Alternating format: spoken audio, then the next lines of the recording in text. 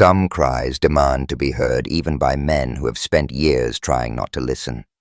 On a brittle autumn afternoon high in the hills, where wind leans the pines like old men and fences rot back into the earth, Samuel Hartwell heard one thin cracked and certain it had no answer. He could have turned away. He should have. But the sound carried more than desperation. It carried memory, and Sam had lived long enough to know that ignoring such things leaves scars deeper than facing them. By the time he reached the weather-beaten wind cabin, he wasn't looking for an explanation. He found a barefoot young woman, clutching an infant, two hungry children, watching from the shadows, and a silence heavier than hunger. Sam didn't ask questions. He just told them to get in the wagon, and none of them looked back. The first sound was barely a whisper, a thin, aching cry that rose from somewhere deep in the hills just past the line where dying pines leaned like old men and broken fence posts split beneath years of wind. It wasn't the kind of cry that asked for attention. It was the kind that had long since stopped expecting an answer. But it reached Samuel Hartwell anyway, cutting through the late autumn hush like smoke from an abandoned fire. Sam pulled his horse to a slow halt at the edge of the gravel track brow, furrowing beneath the brim of his dust-worn hat. The wind carried that sound again, not sharp, not frantic, but cracked and constant like it had been crying for hours. His wagon creaked behind him as he turned the reins, guiding the mare off the trail and up a narrow slope where grass grew brittle between the rocks. He hadn't come looking for trouble. Hell, he didn't come looking for anything anymore. But something in that cry gripped him, not out of curiosity, out of memory. 2 days before he'd been in town, just Dry Fork population 40 and falling looking for nails and a new whetstone. Sam was known around town, though not known well. Folks nodded his way, but few asked questions. They knew he was quiet. Some said he'd gone cold after his wife passed, but most agreed he kept to himself and didn't bother anyone. That was enough out here. It was while he was haggling for feed when Miss Abernathy from the Mercantile leaned over the counter and whispered, "You hear about the Wynn girl," Sam had said. Nothing, just looked at her waiting. Her daddy passed near a month ago. Ain't seen her or them little ones since. Folks say she's still up in that cabin. No man, no help, no food worth speaking of. Sam hadn't replied. He didn't deal in gossip. But the name Wynn caught like a burr. He'd known the father Abe Wynn, a quiet man damaged from war and drink, but never cruel. Sam remembered seeing Clara Wynn back then, too. Just a kid always holding a smaller child, a bucket or both. A girl with too much worry behind her eyes and not enough years under her feet. Now, as he rode higher into the ridge, that cry came again louder, closer. And when he crested the last rise, he saw it the old Wynn cabin leaning against itself like a wounded thing. One shutter dangled loose, and the chimney coughed a faint gray thread of smoke. Sam dismounted, boots crunching frostbitten dirt. He didn't knock. He didn't call out. He just stood looking. The door creaked open. Clara stepped out barefoot, thin as a fence rail, cradling an infant that cried with a rasp more than a wail. Behind her, 2 small faces peeked through the shadows. A boy, maybe 6. A girl younger. Clara's dress was torn in 3 places. Her eyes, hollow, watchful, met his, and in that moment Sam saw everything he needed to know. He didn't ask what happened, didn't demand proof or explanation. He just scanned the empty garden, the limp rope on the well, the cold rabbit traps. Then finally said, "Where's your nearest neighbor?" Clara answered with a hoarse whisper, 10 miles east. "You got food?" "Some," she said. "Enough. That baby's ribs say otherwise." The little boy gripped a wooden spoon like a weapon. Sam's hand twitched, not from fear, from memory. A winter long ago. A roof cracked in 2. A child he couldn't save. He looked at Clara, looked at the girl clutching her skirt, looked at the baby, red-faced and nearly out of breath. "All of you," he said, voice flat, steady. "Get in the wagon." There was silence. Then Clara turned and called Sadie. "Jonah, come on." And none of them looked back. The wagon creaked over frost-bitten earth as Samuel Hartwell guided the team down the winding path that led back to his homestead, a stretch of land pressed into the side of Blackthorn Bluff where the wind was high, but the water ran clear. He didn't speak during the ride, and neither did Clara. She sat in the back bed of the wagon with her knees drawn up, Micah, her infant, curled into her chest beneath her shawl. Her younger siblings Sadie and Jonah leaned against her sides, like saplings bracing against a hard wind. Sam could hear their breathing, fast but quiet, and every now and then the wood beneath them creaked with the shifting weight of fatigue. No one asked where they were going. No one asked why he had stopped for them, not even Clara. The silence wasn't awkward. It was worn in like old leather shaped by grief and long miles. Sam didn't explain because he didn't know how. He just knew that if someone had come for his wife and son years ago, maybe the outcome would have been different. And now he wasn't about to ride away from a girl with cracked hands and tired eyes, not when she'd somehow held 3 children together with nothing but thread and stubbornness. The ranch came into view just after sundown. It wasn't grand, just a wide, low house built from hand-cut cedar. 2 corrals out back, a smokehouse with a slanted roof, and a barn large enough for 4 horses and a wagon team. A woodpile sat stacked under the eaves, neat and dry, and smoke curled from the chimney in steady lines, the only sign of comfort this side of the bluff.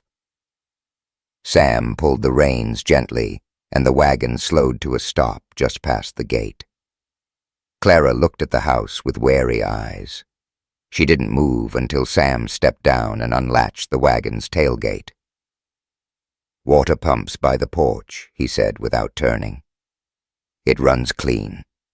Use what you need." Then he started toward the house, boots dragging a faint line in the dust. She didn't ask questions. She slid down with the baby still in her arms and helped Sadie and Jonah to the ground. They followed her closely, not speaking, glancing around like feral animals, uncertain if this new space was shelter or snare. Clara's spine was straight, but Sam could see the tremor in her hand when she reached for the water handle. He stepped inside and didn't look back, but through the window he saw her shoulders sink with exhaustion the moment she thought no one was watching. Inside, Sam lit the oil lamp and stoked the hearth. The fire was strong already, having never gone out. He laid beans in a cast-iron pot with a strip of bacon rind, boiled water for coffee, and fetched the last of the cornbread from the bread box. By the time Clara led the children in, hesitantly, quietly, the house was warm, and the smell of food made Jonah's stomach growl loud enough to make Sadie giggle behind her hand. Sam didn't mention it. He just gestured to the table and said, "Eat slow. It's hot." They did, like wolves too cautious to believe the meal was real. Clara sat closest to the fire, rocking Micah softly on a folded quilt as she ate with one hand. Her movements were precise, careful, as though she'd taught herself never to take too much or too quickly. She didn't speak, and neither did the children. Sam didn't push them. He watched instead how Clara rationed every bite of cornbread to make sure the kids had seconds, how she wiped Sadie's chin with her own sleeve, how Jonah refused to cry when the heat from the food made his eyes well up. It was the kind of resilience that didn't shout. It just endured. When supper ended, Clara stood and collected the dishes without being asked. Sam stopped her with a gesture. "Leave 'em. I'll see to it." She hesitated, then nodded once. "There's a room off the back hallway," he added. "Used to be a sewing room. Got a cot, some blankets. You'll fit." She looked up, then really looked at him like she wasn't sure whether to trust him or thank him. "We'll only stay a night or 2, she said softly, her voice dry like wind through dead grass. "Until we figure where to go." Sam nodded, though he didn't believe it. "Figure it in the morning," he said. "Not tonight." The sewing room was small but clean. Clara carried Micah inside while Sadie and Jonah followed like shadows. She didn't ask for help. She didn't ask for more. She just closed the door gently behind her, and the house went quiet. Sam poured himself a mug of weak coffee and sat by the hearth. The fire snapped softly, throwing orange light across the room. In the other room he could hear Jonah's quiet voice reading from the tattered Bible Sam had placed on the shelf long ago, a habit his wife used to keep. And he could hear Clara humming low, something almost like a lullaby, though the melody was cracked and uncertain. For the first time in years, the house didn't feel empty. It didn't feel full either. Just waiting. Like it was holding its breath. Sam didn't know what would come next, what the town would say, what those kids needed, what kind of burden this would grow to become. He just knew one thing for certain: he wasn't going to let them sleep cold again. Not under his roof. Not if he could help it. Outside, the wind swept over the bluff and rattled the barn door. Winter wasn't done yet, but neither was he. By morning, the fire had died down to soft embers, and the wind had picked up its pace. Samuel Hartwell stood outside the barn, sharpening the axe, the blade catching thin streaks of light as dawn broke over the bluff. He wasn't a man to rise early for anyone but livestock, but something in the air felt restless, like news was already moving before horses could carry it. And it was. He knew how fast Dry Fork turned whispers into sermons. Inside, Clara Wynne was already awake. She moved quietly through the kitchen, her hair tied back, the baby slung across her chest in a makeshift shawl. Sadie was folding quilts by the hearth, and Jonah knelt by the fire, stoking it with slow, careful hands, like he'd been born in front of a wood stove. They didn't ask what the plan was. They didn't expect one. That's how people learn to survive after being forgotten by never hoping too far ahead. Sam came in, set the axe by the door, and poured coffee into 2 mugs. He set one on the table and said, "Eat something warm. You'll need your strength." Clara hesitated, then nodded and reached for a pan of oats she'd simmered from the last of the pantry stash. It wasn't much, but she seasoned it with salt and dried apple skins she'd found in a tin by the window. When they'd finished, Sam stood by the coat rack and looked over at her. "You got a dress that's not all patch?" he asked. Clara blinked. "One. It's blue. My mama's. Put it on. You and the kids are coming into town." Her posture stiffened, voice wary. "No one in town wants to see us." "They need to," Sam said flatly. "Alive, clean fed. Not just a story with missing details." Clara folded her arms, trying to hold herself steady. "You think it'll matter? I think they've already decided. But they haven't seen your face. They need to look you in the eye before they spit on your name." That landed. After a long pause, she turned toward the back room. "Sadie," she called gently, "find your cleanest dress." An hour later, the wagon rolled slow down Main Street. Dry Fork wasn't big, but it watched like a courthouse. Sam drove steady reins loose in hand, his face unreadable. Clara sat beside him, Micah in her lap, wrapped in a clean flannel.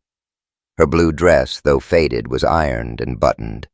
Sadie and Jonah sat behind them, straight-backed and wide-eyed, taking in every set of staring eyes behind curtain lace. The wind kicked up dust along the porch of the general store. A man sweeping grain sacks paused mid-motion, then disappeared through the swinging doors. A cluster of women outside the dress shop stopped their conversation entirely as the wagon passed. No one waved. No one welcomed. Just the sound of horse hooves and judgment loud in its silence. They reached the chapel just as the church bell rang once, not for worship, but as if to warn. Standing at the top step was Reverend Josiah Pike, arms folded across his cassock, jaw clenched like the edge of a shovel. His eyes narrowed at the sight of Clara on the bench seat. When the wagon came to a stop, he stepped forward. "Mr. Hartwell," the Reverend said, tone flat. "Bringing your house guests into town this fine morning." Sam didn't blink. "Bringing them to breathe, Reverend." Pike's gaze shifted to Clara. "Miss Wynne, I'd like a word. Alone, if you please." Clara didn't move. Sam's voice came low and even. "She speaks when she's ready, not when told." A flicker of offense passed across the preacher's face. "Samuel," he said, stepping closer. "I know you mean well, but you've taken in a girl with no family, no husband, and an illegitimate child. You're risking more than your own name." Sam stepped down from the wagon boots, hitting dirt like thunder. "I buried my wife with frost on her lips and her rosary still in her hand. I haven't so much as looked sideways at a woman since. But if God's got a problem with me letting a mother and her babies sleep inside instead of starving on a hill, then he knows where to find me."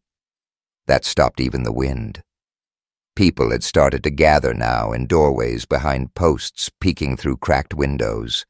Murmurs stirred like cattle before a storm. Pike wasn't done. "This isn't just about you, Sam. It's about precedent, appearances. That girl's father couldn't keep a job. Her reputation was already paper thin. You think this doesn't matter to the town?" Sam's eyes narrowed. "You mean your kind of town. The kind that lets a child go hungry because it makes for less gossip than helping. The kind that thinks decency's a commodity earned by bloodline or marriage certificate." Clara spoke then, quiet but firm. "Reverend, you didn't come looking when my daddy died. Nobody did. But I kept those kids alive, even when the food ran out, even when the baby cried till morning." Pike looked stunned. Maybe because she'd spoken. Maybe because it shamed him. Sam stepped back up onto the wagon. "We're not asking for anything," he said. "We just ain't hiding." He lifted the reins. The wagon turned down the road again, heading past the post office, the saloon, and out toward the South Bend. As they passed the old bakery, Clara saw one woman lift her hand, a gesture halfway between a wave and a prayer. Clara didn't wave back. She wasn't ready to forgive anyone yet. But it was something. Back on the trail, the children sat quiet. Sam drove in silence. Clara finally spoke. "They'll talk worse now." Sam nodded. "Probably. They'll say things. They already are." She looked down at Micah, asleep in her lap. "You don't even know us." "I know enough." There was a long silence before she asked, "Then why are you doing this?" He didn't answer right away, just kept his eyes on the road. Finally he said, "Because someone should have done it for her." "For your wife?" she asked. He nodded. "She died alone." "No," he said. "She died waiting." By the following evening, a strange quiet settled over Hartwell Bluff.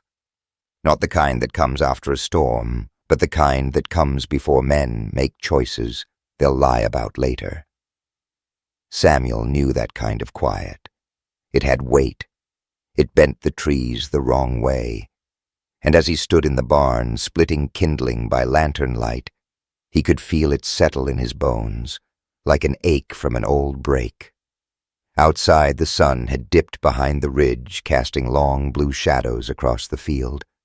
Clara had just finished boiling a stew from salted pork and split peas. The baby Micah was asleep in his cradle box near the fire, while Sadie sat threading a button through Jonah's coat. The smell of supper softened the tension in the room, but it didn't chase it away. Clara had said little since they returned from town. Sam didn't press her. He wasn't the kind to stir a pot already boiling. It was Jonah who broke the quiet. He burst through the barn door barefoot, breathless. "Mr. Hartwell, there's someone at the fence." Sam turned slowly, the axe still in hand. One man or more? Just one. Jonah panted. On a horse. He's got a rifle. Sam stepped out into the dusk, boots crunching over gravel. The boy followed at a distance, clutching the old Bible Sam had given him the night before, holding it like a shield. From the edge of the pasture, Sam could see him, a lone rider, posted up near the eastern fence line. The man didn't wave, didn't call out, just sat there on a brown gelding, still as iron. Sam didn't draw his weapon. Not yet. He simply stood in the open arms, loose at his sides, watching the rider watch him. After what felt like a full minute, the stranger turned his horse and disappeared behind the rise. Back inside, Clara was already on her feet, brow furrowed. What did he want? Didn't say. Sam replied. Didn't need to. Her jaw set hard. He'll come back. Maybe not alone next time, he said quietly. She glanced toward the baby, then the door. I can't let them be targets. I won't. They already are, Clara, Sam said. But here at least they have a roof, and someone who won't back down. She met his eyes, fierce and uncertain all at once. You're not the problem, he added. But what's coming? Might not care. That night, Sam didn't sleep. He sat on the porch with his shotgun across his lap and his eyes on the trees. The wind rustled through dry grass and pine, but it carried no answers, just questions with sharp edges. By morning, the rider was gone. No tracks, no footprints, just the same unsettled quiet strung tight like wire between fence posts. Sam fed the chickens and checked the barn doors twice. He kept the axe within reach. At midday, Clara joined him outside. They'll come again, she said, arms crossed tight. Sam didn't look up from where he was fixing a gate hinge. I know. They'll bring more than words next time. I know that too. She hesitated, then asked, Do you think I made things worse? Sam finally met her gaze. No, but I think you gave them something to aim at. She took that in, nodded once, and returned to the house. Neither of them needed to say it aloud. Out here, appearances had always mattered more than truth. A man alone could be tolerated. A woman alone could be pitied.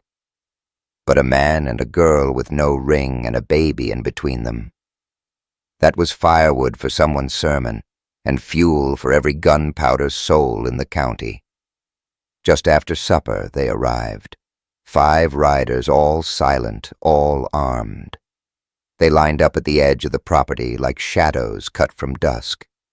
The one in front wore a long brown duster and a flat-brimmed hat pulled low. Sam recognized him even from that distance. Royce Harlan, former deputy, drank too hard, hit too quick. The kind of man who followed the rules only when they worked in his favor. The others flanking him were quiet types, hired hands maybe, or worse, true believers.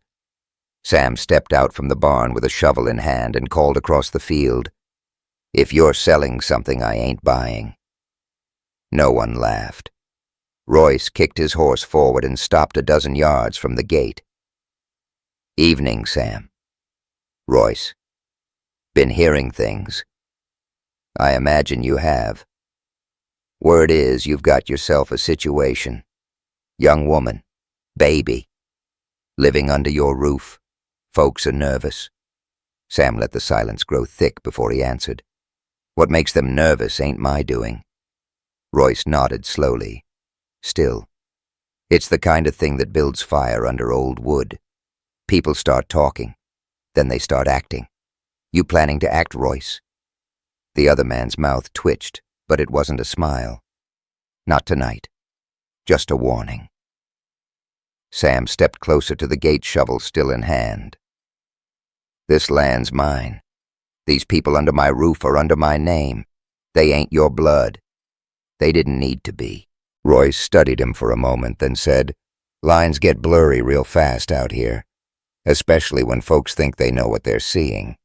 You ever stop to think maybe what they're seeing is just someone doing right by somebody else? Don't matter, Royce said. People don't want right. They want order. They want stories that make sense. Well, they're not getting one here. Royce pulled his reins gently. Be careful, Hartwell. Not everyone's as polite as me. You just threaten me, Royce. Then I'm already being too polite. The 5 riders turned as one dust curling behind them like breath from a slow-burning fire. Sam stood still until they vanished into the horizon. Clara came out a moment later, arms wrapped around herself. "They'll be back," she whispered. He nodded, not with words. She looked out across the empty ridge. "Then, what do we do?" Sam watched the last of the dust fade. "We stand where we are." The wind shifted again on the 3rd morning, curling low through the cottonwoods with a voice like breath held too long.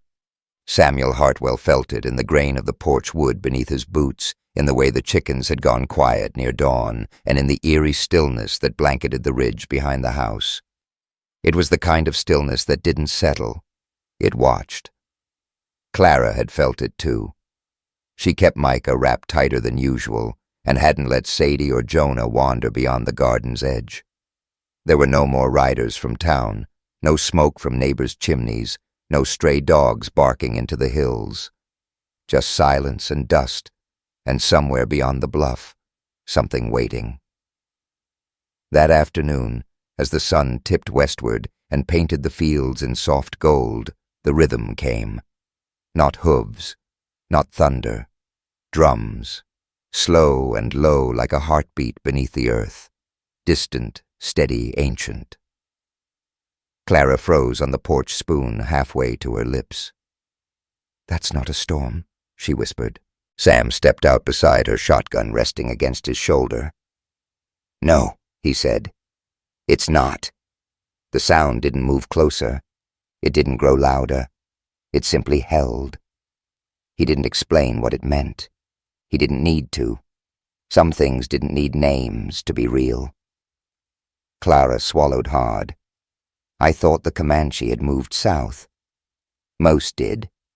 Some stayed in the canyons, quiet folk proud, never signed paper, never asked permission." She looked at him, brows low. "You think they're coming for us?" Sam didn't answer. That night he laid sage and dried cedar in a shallow tin and set it near the porch. He didn't light it, not yet. The meaning had to come later. Just before dawn, Sadie found it hanging on the north fence line. A braid of feathers tied with sinew. 3 eagle feathers, one dyed red, one dyed black, one left white as skybone. Clara stared at it for a long time, lips parted like she might speak, but couldn't. Sam lifted it gently, as if it carried weight more than wind. "They remember," he murmured. Clara turned to him. "You've seen this before." He nodded. "Years back. During a cattle raid gone wrong, a girl was shot Comanche, maybe 12, barely old enough to ride. The other men said leave her. Let the buzzards do what Mercy wouldn't." Clara's voice was soft, brittle. "You didn't?" "No. I wrapped her in linen, buried her near a stand of cottonwoods, said a few words. No big show. Just gave her a name in the dirt. What happened after next full moon, this same mark showed up on my barn." "What does it mean?" Sam looked toward the ridge where the drums had stopped, but the message still lingered. "It means they saw. It means I wasn't alone in that field that night. And now?" He let the sentence drift. That evening, just before twilight, the visitors came. 3 riders crested the ridge from the north, the setting sun pouring around them like fire through glass. The lead figure rode bareback, her long braids trailing like banners, a hide cloak flowing behind her shoulders. Her face was painted not for war, but mourning. Her horse moved like silence itself. The 2 men who flanked her carried bows across their backs and tomahawks tied to their saddles, but their eyes were not violent. They were watchful, Sam met them at the gate alone. The woman dismounted slowly, every movement deliberate. Her voice, when it came, was English, shaped by other syllables. "You remember a girl, I do." Sam set his hands open at his sides. "You buried her." "Yes." "You knew her name, no." She tilted her head. "Then why did you cover her face?" Sam's voice was steady. "Because she was a child." The woman studied him, then glanced past him toward the house. "You have another now. Girl. Baby. No ceremony. No blood claim. No price." "She's not mine," Sam said quietly. "But she's under my roof." The woman's gaze shifted toward the window where Clara stood Micah in her arms. And the baby Sam's voice didn't waver. "Also not mine. But I feed him all the same." There was a silence then, long, weighty, not unfriendly. Finally the woman turned and spoke in her native tongue. One of the men replied with a grunt. She turned back. "She must speak. Not you. Or there will be no peace." Sam didn't move. "If she refuses, then we leave. But we leave blind. And what others believe won't be kind." He nodded once and turned back toward the porch. Clara was already walking down the steps, barefoot, blue dress rippling in the wind. She didn't speak until she reached him. "I heard. You sure?" She looked down at Micah, sleeping, and then up toward the riders. "If I don't speak, they'll write the story for me." Sam opened the gate. Clara walked forward alone. She stopped 10 paces from the Comanche woman, the dirt cool beneath her feet, the silence of dusk pressing around them. "I'm not here because a man took me," she said. The woman's eyes narrowed, unreadable. "I'm here because my father died and the world didn't care. I stayed because I had mouths to feed. I stayed because no one came. And when I couldn't carry all 3 of them anymore, he did." She nodded toward Sam, who stood silent behind her. Micah stirred in her arms. Clara adjusted him gently. "This child isn't a secret," she continued. "He's mine. His father left before I knew his name. And this man, this one here, hasn't asked me for anything. Not safety, not silence, not even thanks." The Comanche woman stepped forward. Slowly, carefully. She reached into her cloak and pulled something wrapped in hide. When she unwrapped it, it was a band of dyed leather, black and red, interwoven with strands of white horsehair. "For your arm," she said. "It says you are not owned. It says you are a mother, a keeper of fire, a sister to those who have none." Clara extended her arm. The woman tied it herself. When she stepped back, her gaze met Sam's. "You buried one of ours. Now you shelter another. Not everyone will understand. But we do." She pulled a pouch from her saddlebag. "Burn this when night falls. Let the wind carry it east. Those who watch will know your name is not a threat." Then, without farewell, they mounted their horses and rode toward the horizon, vanishing into the golden blur of dusk. Back on the porch, Sam sat beside Clara. "You did good," he said. She didn't look at him, just whispered, "I didn't break Sam. I bent, but I held." "You remind me of her," he said. "My wife. She bent too, but never once did she fall." The wind settled again by the 6th evening, not in surrender, but like a tired animal folding itself into the earth. That kind of stillness no longer felt threatening. It felt earned. Samuel Hartwell stood at the edge of the pasture holding the leather pouch given to him by the Comanche matriarch, cedar shaving sage and tobacco pressed together like a promise, spoken in another tongue. He set them gently in a shallow iron dish near the base of the porch and lit a match. The smoke curled upward in a slow ribbon, pale against the darkening sky, twisting east toward the places where eyes still watched. Behind him, the cabin glowed with firelight and laughter. Not loud laughter, no, not yet, but the soft kind. The kind that comes when a child misspeaks a word while reading scripture, or when a baby grabs your finger mid-supper and won't let go. It was the kind of sound the house hadn't heard in years. Clara sat at the table with Micah asleep across her chest, his little hand curled around the ribbon on her arm. Sadie and Jonah had taken to the porch earlier, brushing the horse and measuring how long they could hold their breath before the moon crested the bluff. Every evening now they invented rituals of belonging, feeding chickens, baking cornbread, straightening the rug, boiling tea. None of it was spoken, but it meant something. It meant they had decided to stay. Inside, Sam poured water into a basin and watched the flame flicker in the glass pane above the sink. He didn't speak about what might come. He didn't need to.